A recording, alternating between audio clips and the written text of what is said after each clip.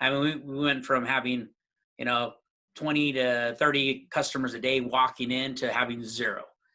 So that was the biggest impact that we saw. No more traffic. And then, just the uncertainty between even the staff and the employees. How am I going to be sick? Is it okay for me to be at the office? Can I talk to people? What's my employer doing for me? So those are all things that at the beginning were the biggest challenges that we had. But on a positive note, I've got an incredible business development center. We've had it for many, many years. They set tons of appointments. So the moment that I saw our traffic, that, hey, now you can't have traditional traffic. Now you have to only do appointments. And that was the first kind of stage that we went through. On that side of it, having a business development center really helped us out. I mean, we did have a drop in sales. It wasn't as bad as I thought it was going to be, or I thought, I looked at worst case scenarios, but we definitely did have a decrease in sales. But having that business development center, setting appointments, they do such a great job that we created traffic. Traditionally, we always just market our area around our dealership. We don't go very far. And I said, okay, what can we do differently?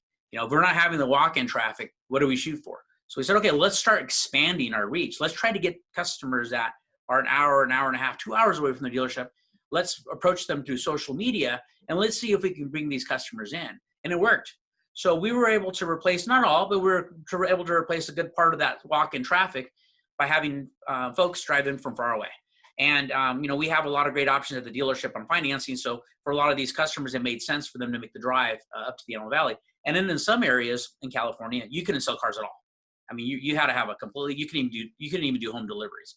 So we were able to bring some customers from those markets in to be able to sell them a vehicle, which is something that both of us argued at the beginning of this whole thing. Dealerships should have been essential from the beginning. No doubt about it. You have essential workers that need to go back and forth to work. And how can an essential worker go to work if their car breaks down?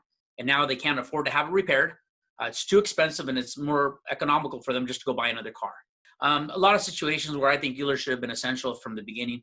The way it worked out for us, while it was tough, it worked out. I realized, there's always the myth. And the myth is, hey, every salesman should sell 8 to 10 vehicles. That should be the thing. Well, we as part of our cost reductions during this time, we reduced the salesman's hours. But believe it or not, even though they were working less hours, they were selling the same amount of cars. They sell 8 to 10 cars because that's what you tell them. But there's more. The employees can do more than what you thought. And the final thing that I learned out of this situation is working from home. So we were able to we have a finance company, a related finance company. So we do buy here, pay here. And I took 95% of my finance company and sent them home. We got computers for them. We got them all set up. And I did the same thing with our business development center, our BDC reps. So they're the ones that are making outgoing calls, receiving all the marketing calls, setting appointments. Both those departments went home.